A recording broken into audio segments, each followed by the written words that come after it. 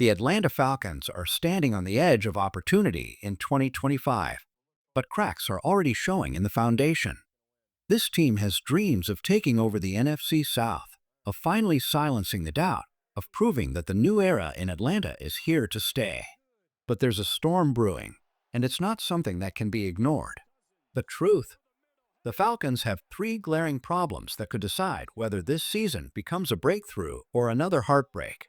And the first issue stares them right in the face: the right tackle position. Now, some fans will roll their eyes.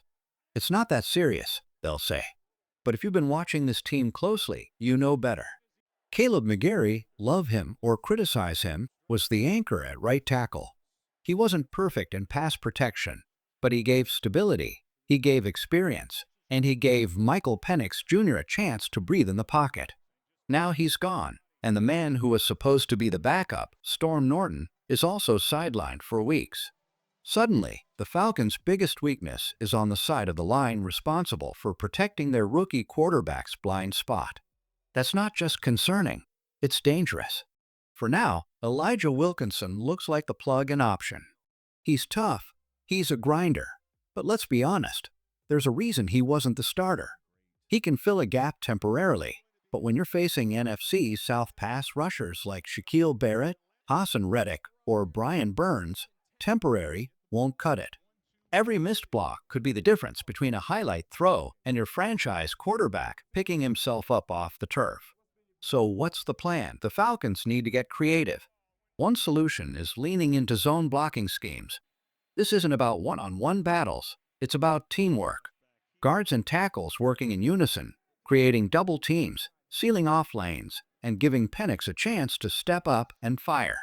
It's the type of system that can protect less experienced linemen and neutralize some of the NFL's nastiest edge rushers.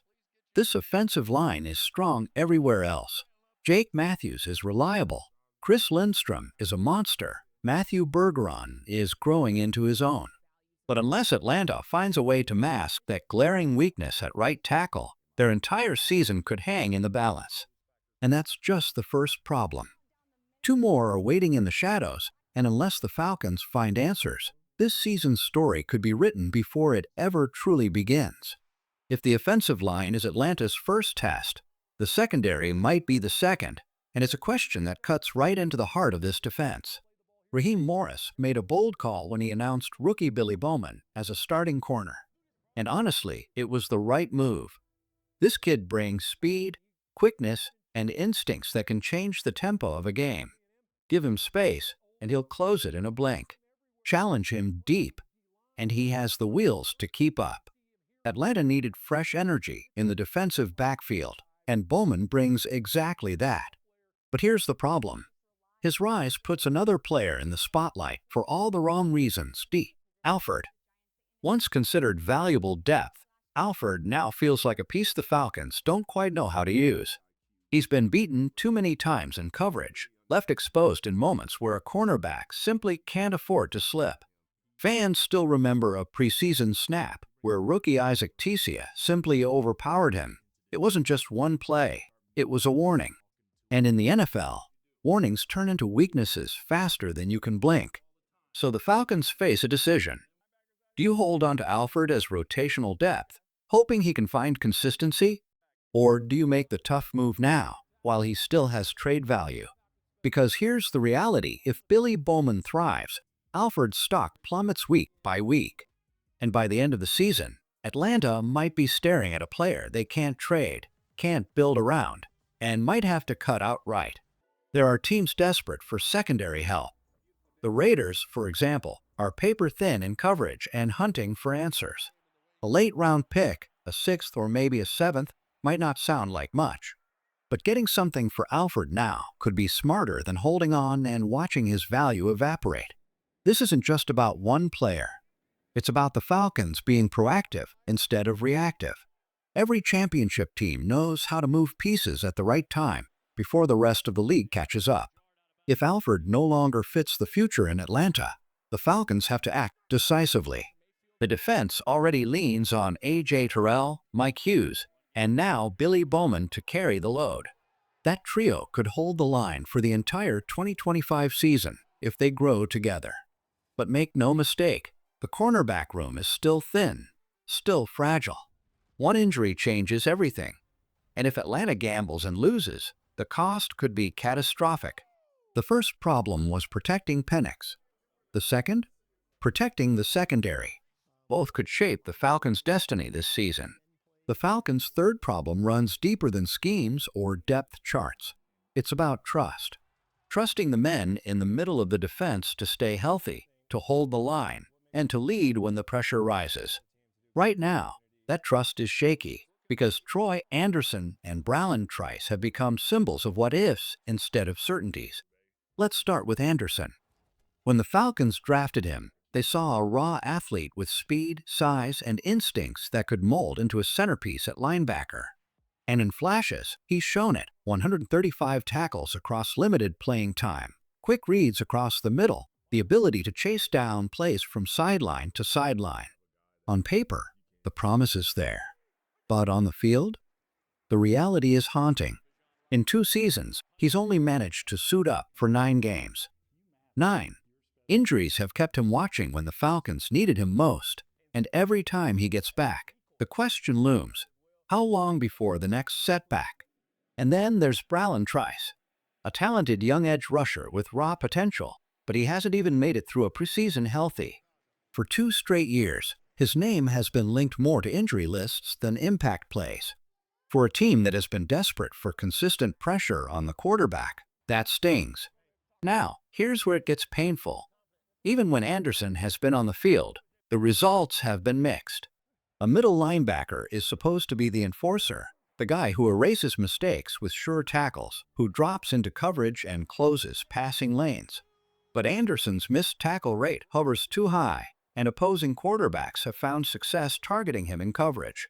He's not staying healthy, and when he does, he hasn't yet proven he can be the steady anchor this defense needs. So, what does this mean for the Falcons? It means they can't keep building their defense on hope. You can't plan a season around if he stays healthy or if he takes the next step. Depth matters.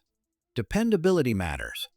Right now, Atlanta's linebacker room leans on names like Caden Ellis, Nate Landman, and the newly added rookies who've shown flashes of grit. That might be enough to survive. But if Anderson and Trice don't finally deliver, this team may be forced to cut ties and move forward without them. Because the NFC South is unforgiving.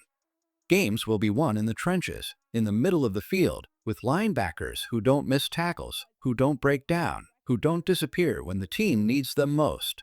Anderson and Trice could still write their redemption stories. But for now, they are part of the problem Atlanta cannot ignore. The truth about the Falcons' linebacker and edge room is simple. Availability matters more than potential. And right now, 2 players, Troy Anderson and Bralon Trice, embody that painful reality. For Anderson, the book is almost closed. The injuries, the missed tackles, the shaky coverage, it's hard to build a defense around someone you can't trust to be on the field. Atlanta can patch the hole with stopgaps, call-ups from the practice squad, or even scheme adjustments, but eventually the question becomes unavoidable. How many chances can you give a player who hasn't proven he can stay healthy? For Bralon Trice, it's more complicated. This is a young man with talent, with raw tools that had scouts buzzing when he came out of Washington. But talent means nothing when the injuries never stop. Year after year, preseason after preseason, Trice has been sidelined before he ever had the chance to prove himself. And even when he was on the field, flashes of promise were overshadowed by inconsistency. Now, here's where the Falcons' decision-makers face a brutal choice. The linebacker and edge rooms are as deep as they've been in years. With players like Caden Ellis, Nate Landman, Divine Deablo, and rookies like James Pierce Jr. and Jalen Walker pushing for snaps, there's simply no room left for passengers. Depth only matters if it's reliable, and right now, Anderson and Trice aren't. The cold, hard truth? Atlanta may need to cut ties. Anderson's time could be up by midseason if he can't stay on the field, and Trice, while still carrying some trade value, might be worth moving at the deadline. A fifth-round pick from a team desperate for pass rush talent could give the Falcons more flexibility for 2025, while also clearing out a roster spot for players who can actually contribute. It's harsh. It's unforgiving. But this is the NFL. The best ability is availability, and if Atlanta wants to rise in the NFC South, they can't keep waiting for potential to magically transform into production. If forced to choose, maybe you gamble on Trice. His ceiling is still higher, his youth still on his side. But the larger point is this: the Falcons can't afford to cling to hope anymore. They need results, not excuses, and the time to decide is coming fast.